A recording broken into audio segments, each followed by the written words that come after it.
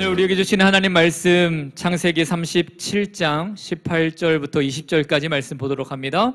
창세기 37장 18절에서 20절까지 말씀 우리 한 목소리로 읽겠습니다. 시작.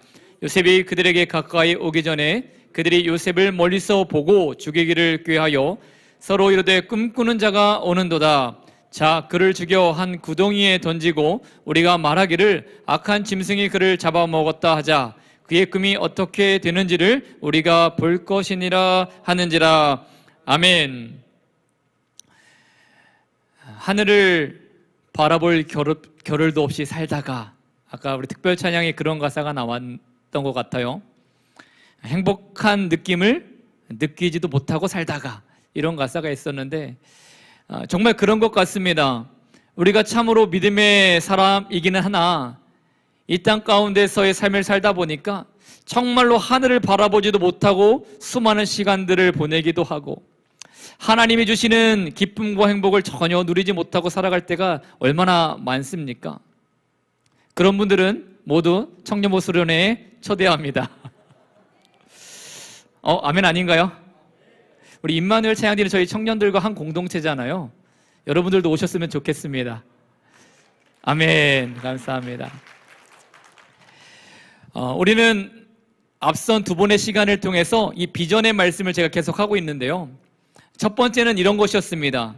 인생의 차이는 그가 비전이 있는가 없는가로 결정된다. 인생의 차이, 인생의 존재는 그에게 하나님이 주신 꿈이 있느냐 없느냐로 판가름 난다라고 이야기를 했고요. 두 번째 시간에는 꿈꾼다고 다 비전은 아니다 라고 이야기를 했습니다.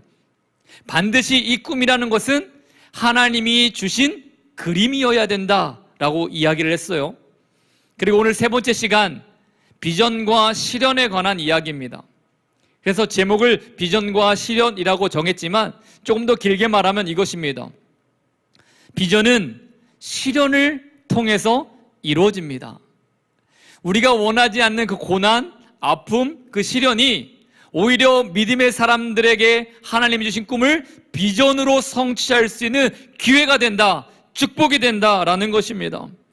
오늘 우리가 살펴보려고 하는 요셉, 지난주에도 봤지만 요셉은 그의 삶의 태도로 봤을 때에 본받을 만한 점이 하나도 없는 사람 인생이었습니다. 요셉은 어렸을 때부터 하나님이 쓰실 만한 그런 될성 부른 나무였는가? 아니요, 전혀 그렇지 않았습니다. 그럼에도 불구하고 이 요셉이 당대 최고의 권력과 힘을 자랑했던 애굽이라는 나라의 총리가 되었다라는 거죠. 이 요셉의 형들, 위로 10명의 형들이 있었는데 그 형들은 어땠나요? 동생 야곱의 아버지의 편애 때문에 시기하고 질투하다가 결국은 요셉을 잡아다가 구덩이에 던져놓고 죽이기로 마음먹기도 하고, 그런 다음에 아버지를 속여서 아버지에게는 들짐승에게 잡혀 먹였다 하자 거짓말을 작당하던 사람들이었는데, 이 10명의 형들, 나중에 베냐민까지 포함해서 그 야곱의 자녀들이 나중에 이스라엘이라는 나라의 12지파의 족장이 된다라는 거죠. 아니, 전혀 그들의 성품이나 행동 거지를 볼 때는 인간 이하의 모습인데 왜 훗날 하나님은 그들을 그렇게 위대한 사람으로, 위대한 인생으로 삼아 주셨는가? 성경에 보면 이처럼 전혀 하나님이 쓰실 것 같지 않은 일명 폐품 같은 삶을 살아온 수많은 사람들이 하나님의 손에 들려서 명품 인생으로 바뀌는 것을 보게 됩니다. 그래서 어떤 사람은 하나님을 폐품 수집가라고 별명을 지어드리기도 했어요. 하나님은 평범한 사람들을 취해서 비범한 인생으로 사용하십니다. 할렐루야. 뭐라고요? 하나님은 평범한 인생을 사용하셔서 비범한 인생으로 쓰신다. 저는 여러분들이 그런 인생이 되기를 예수님의 이름으로 축복합니다. 그런데 이 말을 이렇게 오해해서는 안 돼요. 그냥 평범하게 살아도 되는구나. 유명한 찬양 중에 있는 모습 그대로라는 찬양이 있어요. 다 아시나요? 있는 모습 그대로 있는 모습 그대로, 있는 모습 그대로 오시오. 하나님은 당신이 있는 모습 그대로, 있는 모습 그대로 나오길 원하십니다. 그런데 있는 모습 그대로 하나님께 나아가기를 원하는 하나님의 마음, 이게 맞는데 하나님은 형편없는 모습 그대로 우리를 받으신다라고 우리는 오해해서는 안 된다라는 거죠. 있는 모습 그대로 하나님이 나를 받아주신다라는 말은 내가 하나님의 은혜를 얻기 위해서 부단히 노력하고 성공적인 인생을 살아야 하고 무엇인가 공로가 있어야 하고 많은 것들을 쌓는 인생이 되지 않아도 된다라는 이야기지, 전혀 하나님이 쓰시지 못할 형편없는 그 모습 그대로 사용하신다라는 말은 아니라는 거예요. 오히려 성경은 하나님께서는 우리의 모습을 훈련시키시고 연단시키셔서 하나님의 뜻에 부합한 사람으로 바꾸신다라는 말씀이 훨씬 많습니다. 야고보서 1장 3절과 4절의 말씀, 이는 너의 믿음의 시련이 인내를 만들어내는 줄 너희가 알미라. 인내를 온전히 이루라. 이는 너희로 온전하고 구비하여 조금도 부족함이 없게 하려 함이라. 아멘. 하나님은 성도의 인생의 역경과 고난을 통해서 그를 빚으신 후에 하나님의 뜻을 성취할 수 있는 준비된 인생으로 부르시는 줄을 믿습니다. 그런데 누구도 이 시련과 고난의 인생을 원하는 사람은 없다라는 겁니다. 저도 원하지 않습니다. 더군다나 우리 성도님들과 우리 청년들이 그런 인생을 살지 않았으면 좋겠고요, 그렇게 기도합니다. 여러분들에게는 고난이 없었으면 좋겠다라고 축복하며 기도는 해요. 그런데 하나님이 주시는 시련은, 하나님이 주시는 고난은 그 고난이 목적이 아니라는 거죠. 반드시 가혹한 시련을 통해서 우리는 하나님이 주신 꿈을 비전으로 성취하는 인생으로 바뀐다라는 것, 이 한 가지가 오늘 우리 마음 가운데 심어졌으면 좋겠습니다. 오늘 요셉의 인생을 보세요. 창세기 37장 23절과 24절 말씀에 보니까 요셉이 형들에게 이르매 그의 형들이 요셉의 옷, 곧 그의 입은 채색 옷을 벗기고 그를 잡아 구덩이에 던지니 그 구덩이는 빈 것이라 그 속에 물이 없었더라. 만약 요셉이 이와 같은 이 구절에 나온 것처럼 형들에게 구덩이에 던져진 적이 없었다면, 형들에게 미움과 질타를 당해서 팔려가지 않았었다라면, 애굽으로 끌려가서 종유된 적이 없었다라면, 만약에 애굽에 가서 억울하게 감옥살이를 한 적이 없었다라면 아마 요셉은 평범하게 잘 살았을 거예요. 근데 그것도 끝났겠죠. 그 인생이 그렇게 마쳤을 것입니다. 그런데 그의 시련의 과정이 오히려 요셉의 인생을 바꾸어 하나님이 쓰실 만한 축복의 인생, 하나님의 비전을 쟁취할 뿐만이 아니라 온 열방 가운데 전할 수 있는 모델이 되었다라는 것, 여러분 그 사실을 기억하시기를 축복합니다. 그래서 19세기 미국의 낭만주의 거두로 추앙되는 이 에드거 앨런 포라는 사람이 이런 말을 했어요. 화면 혹시 있나요? 자, 시련이 없다는 것은 축복받은 적이 없다는 것이다. 여러분 이 말에 동의가 되십니까? 시련이 없다는 것은 축복받은 적이 없다는 것이다. 예, 성도의 인생이 그와 같습니다. 성도의 인생에 시련이 없었다? 성도의 인생을 살아가면서 고난이 없었다? 어쩌면 그 인생에는 하나님이 주신 축복이 없었을 수도 있다라는 것입니다. 오늘 말씀을 통해서 그렇다면 우리 성도는 이 시련이 다가올 때에 어떠한 자세와 태도로 살아야 할 것인가? 세 가지 대지의 문장을 가지고 은혜를 나눠보고자 합니다. 첫 번째는 이것입니다. 시련은 위장된 축복이다. 따라해 봅시다. 시작. 시련은 위장된 축복이다. 한 번에 따라하셨네요. 머리 좋네요. 저는 끊어 이야기하고 싶었는데, 성경에 수많은 사람들이 하나님께 쓰임받았죠. 그런데 그들조차도 고난이 왔을 때 그 고난을 처음부터 받아들였던 사람들은 거의 없었습니다. 그러니까 시련이 오면 그 고난을 이해할 수 없었어요.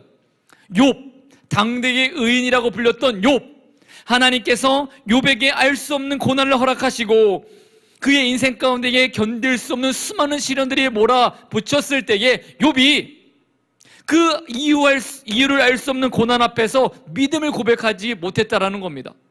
오히려 하나님을 향하여 하나님은 나에게 실수하시는 것입니다 라고 항변하기도 했던 것이 욥이에요. 오늘 요셉도 고난이 오니까 그는 믿음의 사람이었으니까 전혀 그 고난에 아무런 저항 없이 순수하게 받아들였겠구나 라고 생각해서는 안 된다라는 거죠. 요셉이 형들에게 의해서 팔려갈 때에 하나님, 나를 통하여 하나님의 꿈을 이루려 하십니까? 할렐루야 하면서 잡혀가지 않았다라고요. 이해할 수 없었습니다.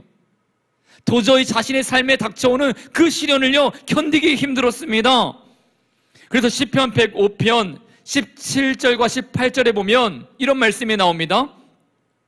그가 한 사람을 앞서 보내셨으며 요셉이 종으로 팔렸도다. 그의 발은 착고를 차고 그의 몸은 쇠사슬에 매었다라고 시편 기자가 요셉의 모습을 비유하는데, 요셉이 종으로 팔려간 다음에 그의 발은 착고에 차였고 그의 몸은 쇠사슬에 매었다라는 이 말이 요셉의 상태를 말하는 게 아닙니다.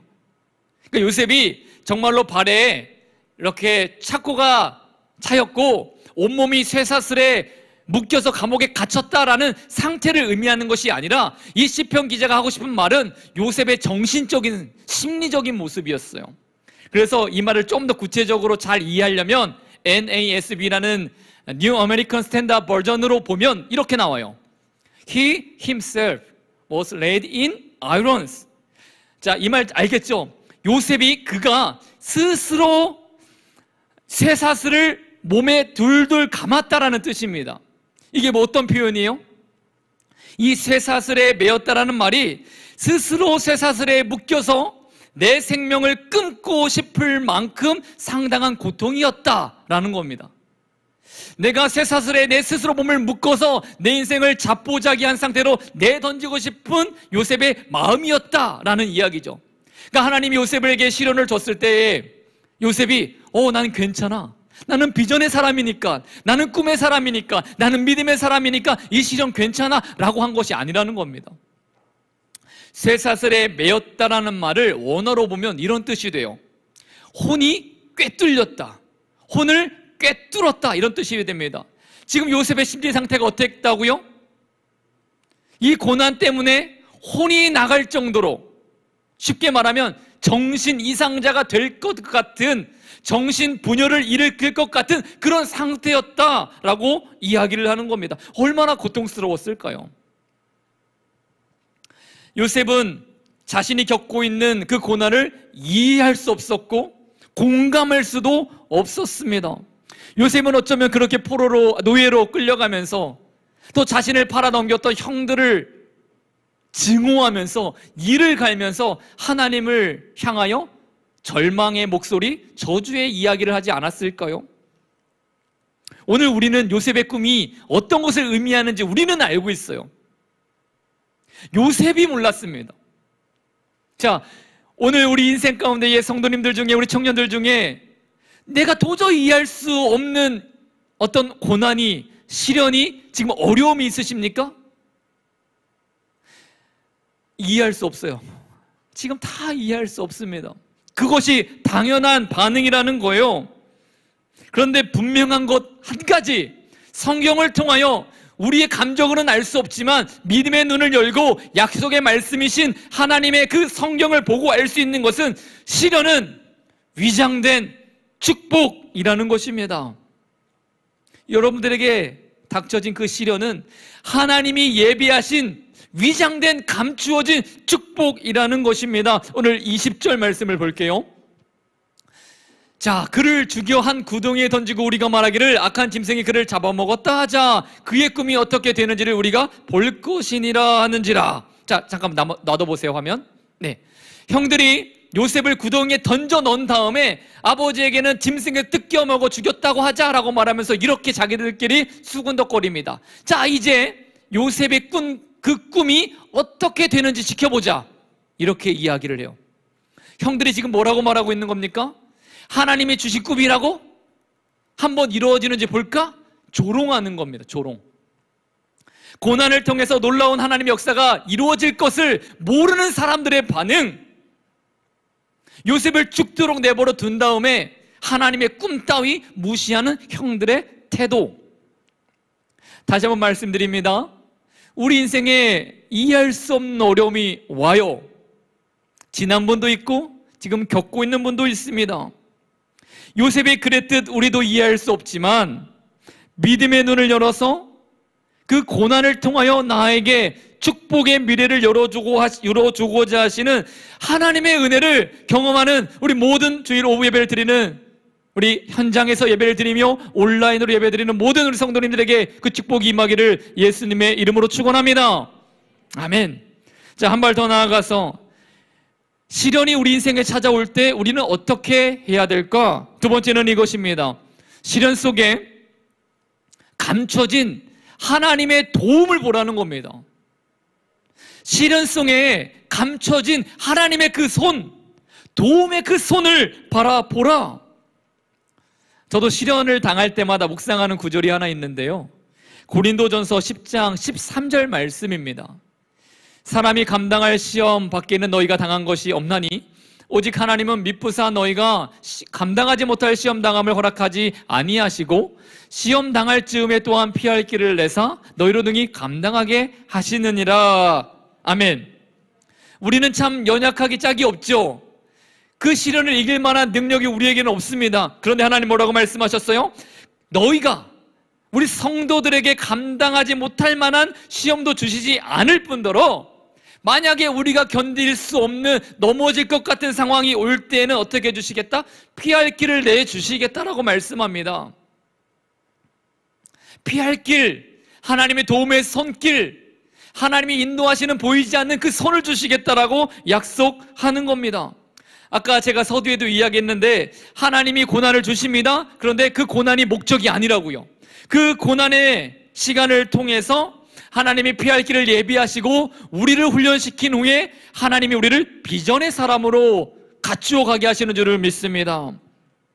이런 재미난 이야기가 있습니다. 한 마을에 큰 홍수가 났어요. 수많은 사람들이 며칠 동안 폭우가 쏟아지면서 어쩔 수 없이 지붕 위로 다 올라갑니다. 그리고 그중 한 사람이 지붕 위에 올라가서 간절히 기도했습니다. 하나님, 저는 믿습니다. 하나님이 나를 구원해 주실 것을 믿습니다. 그때의 이웃 사람들이 통나무 배를 하나 만들어서 막 떠내려가고 있습니다. 여보게, 빨리 내려와. 같이 살아야지. 저는 괜찮습니다. 저는 지금 기도했고 하나님이 나를 도우실 것입니다. 다른 곳에 가셔서 필요한 사람들을 도와주세요. 조금 시간이 지나고 나서 구조대의 보트가 왔습니다. 빨리 이 보트에 타 올라서 생명을 부지하라고. 이 사람이 또 대답합니다. 아니요, 저는 기도했습니다. 하나님이 하나님의 방법으로 인하여 나를 구해줄 것입니다. 물이 어느새 지붕 위까지 꽉 올라찼어요.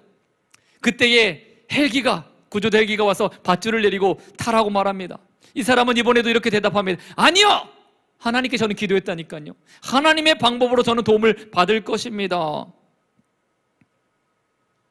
아주 쉬운 이야기죠. 우스꽝스러운 이야기죠. 우리 인생에 시련이 올 때에 하나님이요, 통나무 배를 지나가게 하십니다. 하나님이 우리가 고난 가운데 있을 때 보트를 지나 보내십니다.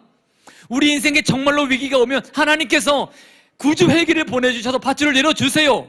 그런데 내가 그게 안 보입니다. 안 보여요.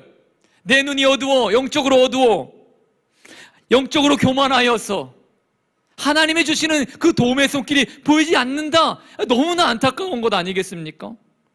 오늘 본문에 보면 요셉이 아버지의 심부름 때문에 형들을 찾아갔어요. 도단까지 갑니다. 근데 멀리서 형들이 동생 요셉이 오는 것을 보고 야, 저기 꿈꾸는 자가 오는 도다라고 말하면서 죽이기를 작정하여 본문 21절 말씀을 그런데 보니까 자, 루벤이라는 형이 갑자기 태도가 바뀌어요. 모두가 요셉을 죽이기로 작당했는데 루벤이 갑자기 요셉을 그들의 손에서 구원하려 하여 이르되 우리가 그의 생명은 해치지 말자라고 제안을 합니다. 요셉을 죽이지는 말자라는 거예요. 그렇다고 요셉이 안전해졌습니까? 그렇지 않습니다. 여전히 루벤 외에 다른 형들은요, 지금 요셉을 죽이려고 하고 있습니다. 그러자 이번에는 유다 형이 나섰습니다.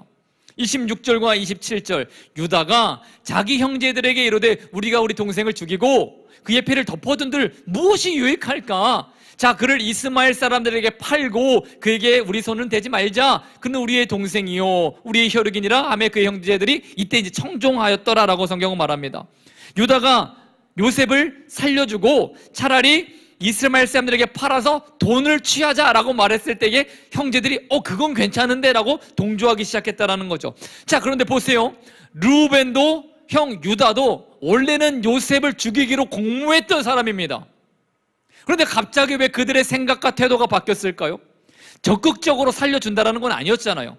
죽이지만은 말자, 팔아버리자, 거의 비슷한 수준이기는 합니다. 그런데 왜 르우벤과 유다의 마음이 바뀌었고 그의 언행이 바뀌었을까? 그들의 스스로 바뀌었을까요? 아니요, 하나님이 간섭하셨습니다. 하나님의 도움의 손길이 르우벤과 유다 형에게 임했을 뿐입니다. 도구가 된 거죠. 그래서 하나님은 이 요셉을 안전하게 애굽 땅으로 인도하시고 그 애굽 땅에서 하나님의 비전을 꿈꾸는 사람으로 갖추게 하시려고 르우벤과 유다를 도움의 손길로 도구로 사용하셨다라는 겁니다. 구약에 보면 사사기, 영적인 암흑시대라고 말하는 사사기 시대에 이 이스라엘 백성들이 얼마나 많이 연약했냐면 이방 나라가 자꾸 쳐들어오고 곡식을 빼앗고 내 자녀들을 빼앗아가고 내 아내를 빼앗아가도 아무런 항변도 하지 못하던 그 시대에 사무엘이 사사가 됩니다. 사무엘. 그리고 사무엘은 사사가 되자마자 취임하는 날에 온 백성을 모으고 미스마에 모으고 금식하자, 우리가 하나님 앞에 회개하자라고 말하면서 기도회를, 일명 기도회를 막 시작했습니다. 그런데 그 틈을 틈타서 블레셋이 갑자기 쳐들어와요. 수많은 사람들이 금식도 했죠. 하루 종일 하나님 앞에 막 기도하는 중이죠. 그런데 갑자기 블레셋이 쳐들어왔습니다. 언제 군대를 소집하고 언제 준비해서 적군과 싸우겠습니까? 이제 저들은요 다 죽을 수밖에 없는 겁니다. 그냥 앉아서 당할 수밖에 없어요. 그런데 그때 사무엘과 온 백성이 하나님을 향하여 부르짖습니다. 기도합니다. 그랬더니 하나님이 놀라운 기적으로 승리할 수 있도록 해주셨어요. 그 승리를 경험한 이스라엘 백성들이 기념비를 세우고 이렇게 고백합니다. 사무엘상 7장 12절 말씀. 사무엘이 돌을 취하여 미스바와 센 사이에 세워 이르되 여호와께서 여기까지 우리를 도우셨다 하고 그 이름을 에베네셀이라 하니라. 아멘. 하나님이 여기까지 도우셨다. 고난을 통해, 시련을 통해 하나님의 손, 도우심의 손길을 경험한 사람들이 단을 쌓고 하나님을 향하여 에베네셀의 하나님이라고 외쳤다라는 것입니다. 사랑하는 성도 여러분, 여러분의 그와 같은 기념비가 세워지기를 축복합니다. 여러분의 삶을 통해서 에베네셀의 하나님, 나를 도우시는 하나님을 여러분 믿음으로 찬양할 수 있는 인생이 되기를 축복합니다. 요셉을 도우신 것처럼 우리를 돕고 계신 하나님이 분명히 오늘도 이 시간에도 역사하고 계십니다. 화이팅! 원래 아멘 타이밍인데요. 자, 마지막으로 시련을 겪고 있을 때 우리는 어떠한 태도를 보여야 할까요? 세 번째 대지는 이것입니다. 시련을 통해 하나님의 인도하심을 경험하자라는 겁니다. 이 시련을 통해 하나님이 나를 이끌어 가시는 것을 경험하자라는 거죠. 자, 하나님은 시련 중에 우리를 돕는 것으로 끝내는 분이 아닙니다. 도우신 다음에는 우리의 비전을 향하여 우리가 나아갈 수 있도록 우리를 인도하시고 이끌어주시고 길을 내어주시는 분이 하나님이세요. 자, 르우벤과 유다 형 때문에 요셉이 살았습니다. 간신히 살았어요. 그런데 그때 마침 누가 지나갑니까? 미디안 상인들이 그 길을 지나갑니다. 형들이 요셉을 그냥 상상해 보는 거예요. 형들이 도단이라는 곳에서 구덩이를 파놓고, 그 구덩이는 여러 쓰임새가 있겠지만 동생 요셉을 던져 넣을 정도면 그 길이 사람들이 많이 왕래하는 길이겠습니까? 아니겠습니까? 제 생각에는 아닐 것 같아요. 동생을 죽이는 작당 모의를 하는데 수많은 사람들이 지나가는 큰 대로에서 했겠습니까? 사람들이 잘 지나가지 않는 길이었겠죠. 그런데 갑자기 미디안 상인들이 딱 그 마침 지나가는 거예요. 유다가 야, 우리 살려주고 돈 받고 이스마엘 사람들 상인들에게 팔자라고 말했더니 그때 마침 그 이스마엘 사람들 미디안 상인들이 딱 도착했다고요. 우연입니까? 우연인가요? 아니죠. 필연이죠. 왜 필연입니까? 하나님이 그 미디안 상인을 그 자리로 보내셨으니까 필연입니다. 하나님은요, 시련 속에 성도들의 고난의 삶에 하나님이 준비하신 인도하심을 기가 막히게 그 시간에 보내주시는 줄을 확신합니다.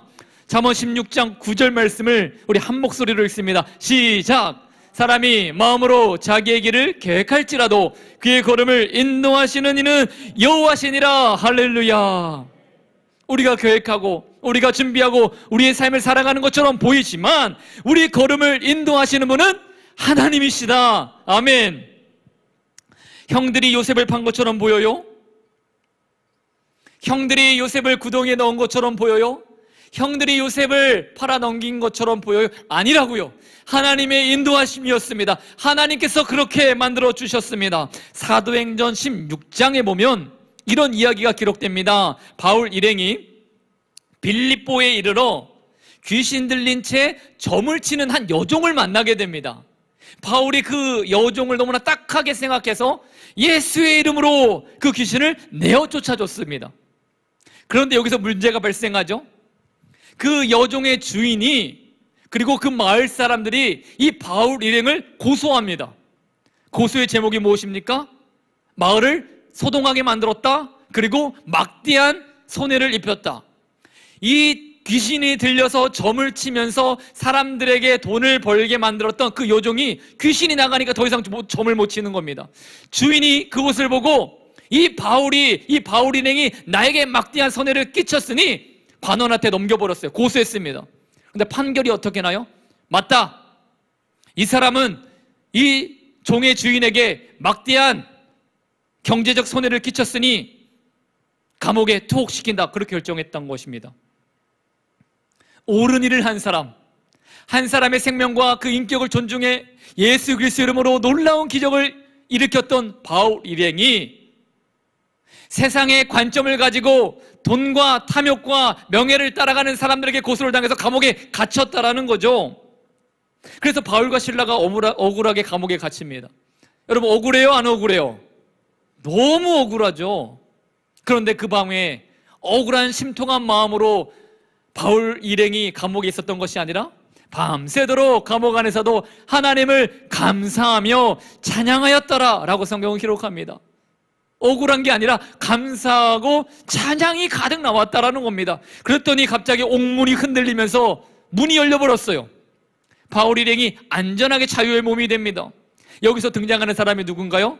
바로 그 빌립보 감옥을 이렇게 문을 지키고 있던 간수. 이제 죄인을 놓쳤으니까 이 간수는 어떻습니까? 죽은 목숨이잖아요. 그래서 성경에도 보니까 칼을 들어 자결하려고 딱 그럽니다. 그때에 바울이 그 사람을 말려요. 손을 붙들어 줍니다. 그리고 거기서 멈추는 게 아니라 뭐라고 말하죠? 주 예수를 믿으라. 그리하면 너와 내 집이 구원을 얻으리라. 아멘. 저는 여기서 구원이 믿음의 구원만 말하는 줄 알았더니 생각해보니까 이 간수는 정말로 죽는 목숨이었거든요. 아니면 스스로 자결하든가. 근데 바울은 말했습니다. 예수님을 믿으면 그 시련에서도 문책을 당해서 당연히 감옥 간수니까 죽어야 되잖아요. 그 죽음의 상황에서도 너 구원받을 거야, 너 살 거야. 이중적인 의미. 생명도 살고 죄에서 구원받아 네 영혼도 살고.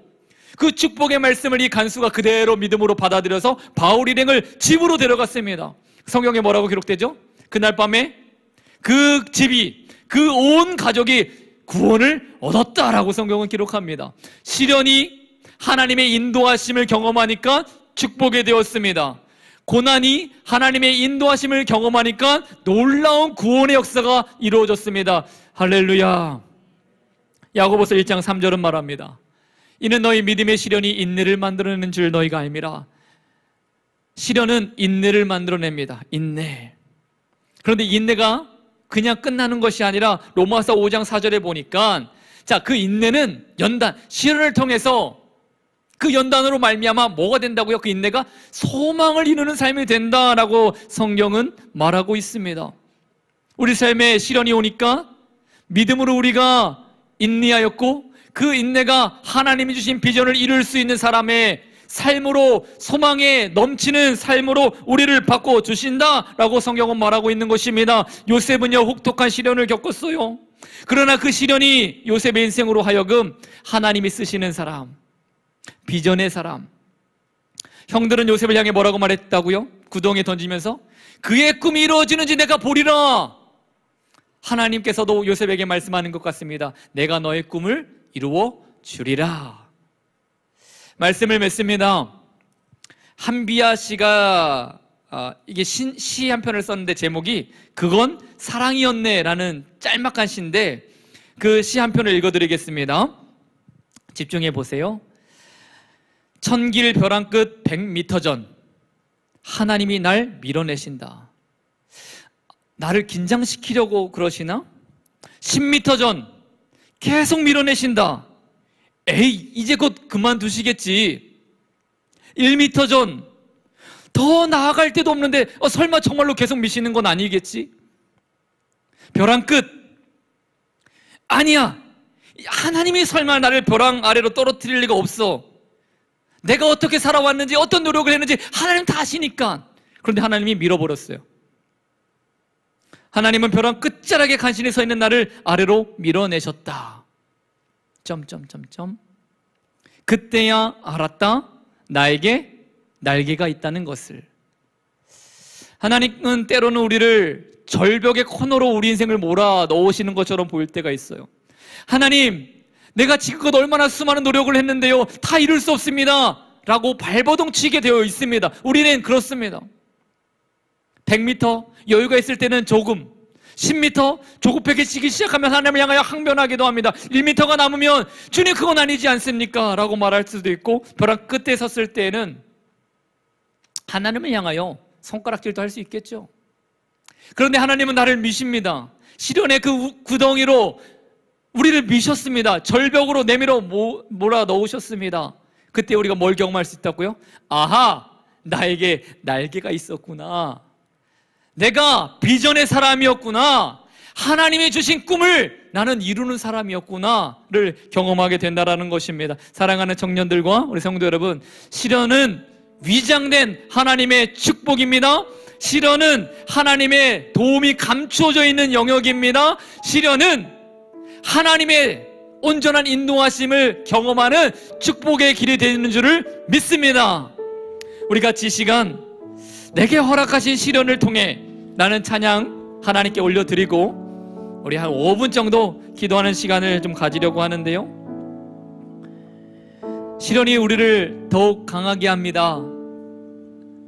믿어주세요.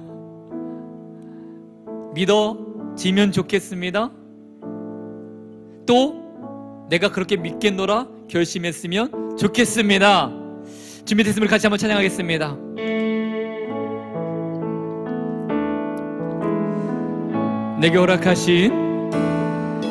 내게 허락하신 시련을 통해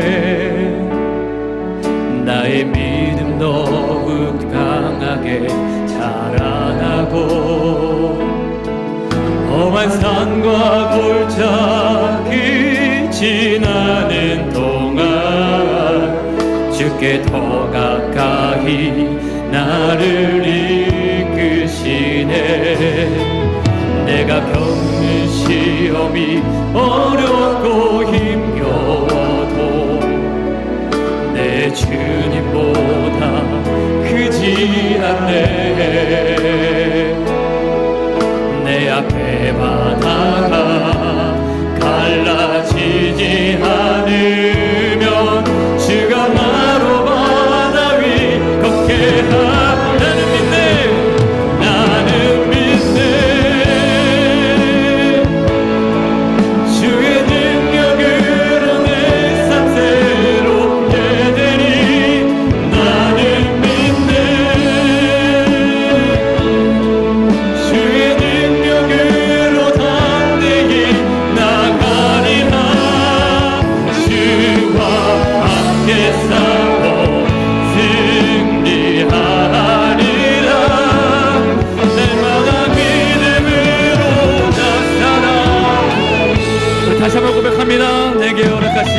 내게 허락하신 시련을 통해 나의 믿음 더욱 강하게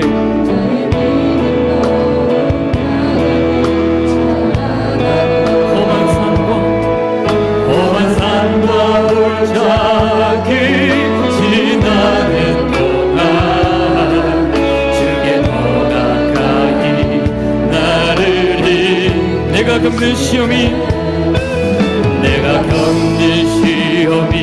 어렵고 힘겨워도 내 주님보다 크지 않는 내 앞에 바다가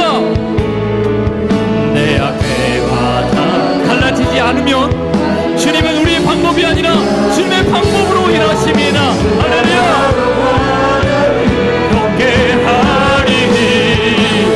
나를 믿네 주의 능력으로 내 삶 새롭게 되리 나를 믿네 주의 능력으로 담대히 나가리라 주와 함께 싸워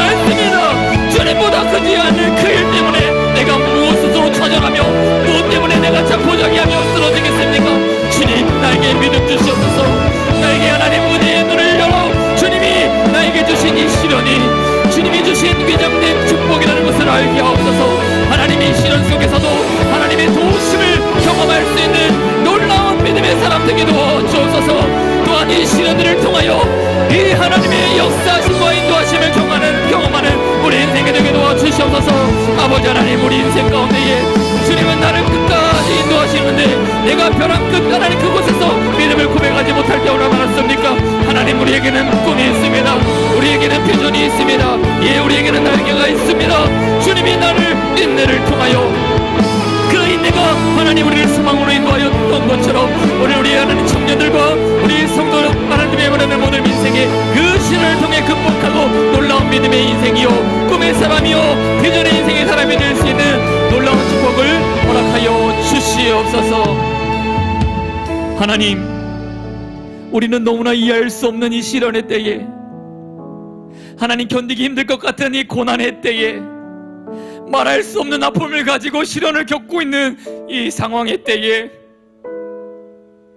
믿음의 눈을 열어주셔서 내가 이 시련의 때가 하나님이 주신 감추어진 축복이라는 것을 발견하게 하시고 이 시련에 주님의 도우심이 있다는 것을 경험하게 하시고 이 시련을 통하여 인도하시는 하나님을 경험하고 내가 주님이 주신 꿈을 하나님 비전으로 이루어드릴 수 있는 하나님 놀라운 인생 되게 도와주시옵소서. 어떠한 고난도 어떠한 시련도 내 앞에 나의 주인 되어주시는 주님보다 큰 일은 없습니다. 그 주님 바라보며 반드시 승리하는 우리들의 인생이 되게 하여 주시옵소서. 지금은 우리 주 예수 그리스도의 은혜와 하나님 아버지의 극진하신 사랑하심과 성령님의 감동 내주 충만케 하시는 역사가 시련을 통해 비전을 이루어주시는 하나님 바라보며 승리하는 인생이 되기를 원하는 우리의 고백과 결단과 삶의 모든 터전 위에 지금부터 영원토록 함께 하시기를 간절히 축원하옵나이다. 아멘.